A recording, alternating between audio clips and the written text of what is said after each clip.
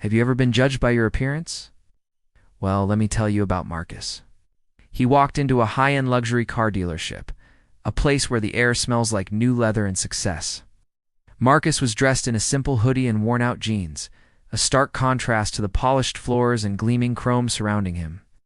He was there to buy his dream car, a reward for years of hard work building his tech company from the ground up. As he wandered through the showroom, admiring the sleek lines of a brand-new sports car, a salesman named Richard watched him from a distance. Richard saw Marcus's casual attire and immediately made a snap judgment. He smirked, nudged a colleague, and said, "Look at this guy, probably just here to take pictures for his social media. He can't afford a single tire in here." Marcus, with his sharp hearing, caught the condescending remark. A familiar sting of frustration and anger welled up inside him, but he took a deep breath. He'd faced this kind of prejudice his whole life. Instead of getting angry, he decided to play along. He walked over to Richard with a friendly smile. "Excuse me," he said. "I'm interested in this. Could you tell me a bit more about it?" Richard's smirk widened. "Sure," he said, his voice dripping with sarcasm. "This is our latest model, top of the line. It's got a V12 engine, goes from 0 to 60 in under 3 seconds. The interior is hand-stitched Italian leather. Of course, with a price tag of $500,000, it's really for a discerning clientele." He gave Marcus a pointed look from his worn sneakers up to his simple hoodie. Marcus ignored the insult. "It's beautiful," he said, running a hand gently over the car's hood. "I've been dreaming of this car since I was a kid. Can I take it for a test drive?" Richard actually laughed out loud. "A test drive? Sir, we don't just let anyone take a $500,000 car for a spin. We have a policy. We need to see proof of funds first." He said it loudly, making sure other customers and staff could hear, clearly intending to embarrass Marcus. Marcus just smiled calmly. "I understand. That's a reasonable policy. So if I can prove I can afford it, I can test drive it." "If you can prove it," Richard repeated, his tone suggesting it was an impossible feat, but I highly doubt that. The tension in the showroom was palpable. Other salespeople had stopped what they were doing, watching the scene unfold like a daytime drama. They all assumed Marcus was about to be escorted out. They had seen Richard use this tactic before to get rid of people he deemed unworthy. Marcus reached into the pocket of his hoodie. Richard watched, expecting him to pull out a nearly empty wallet, or maybe just his phone. Instead, Marcus's hand emerged holding a single, sleek black card. It wasn't a regular credit card. It had no numbers on the front, just his name and a simple, elegant logo of a very exclusive private bank. He held it out to Richard. "Will this work?" Richard squinted at the card, his condescending expression slowly melting away. He had heard whispers of this card. It was an invitation-only card reserved for the bank's wealthiest clients.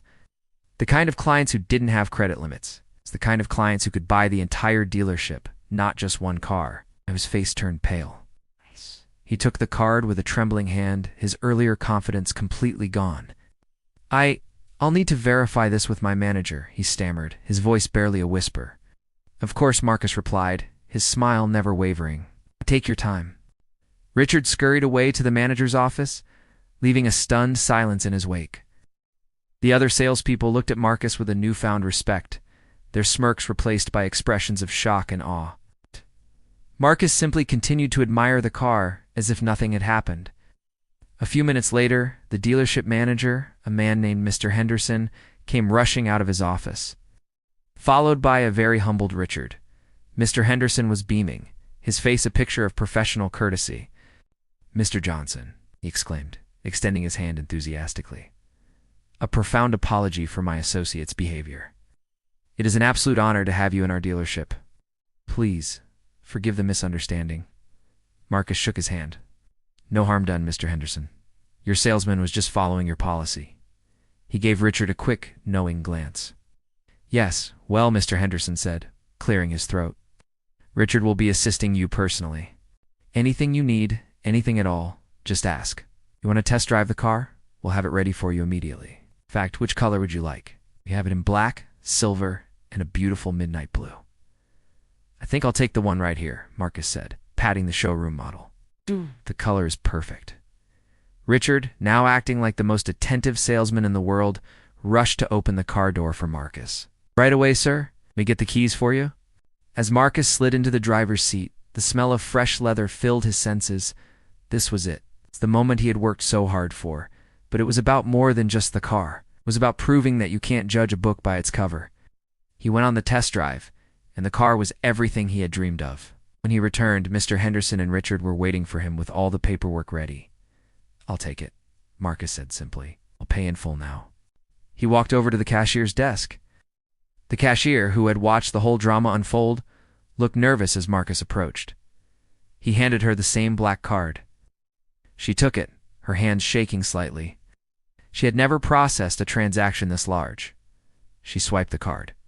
There was a moment of silence as the machine processed the payment. Her eyes went wide. She looked up at Marcus, then at the screen, then back at Marcus. The transaction was approved instantly, not declined, not flagged, just approved. She was completely frozen, staring at the receipt as if it were a winning lottery ticket. Mr. Henderson let out a breath he didn't realize he was holding. "Everything in order?" he asked. The cashier just nodded, unable to speak.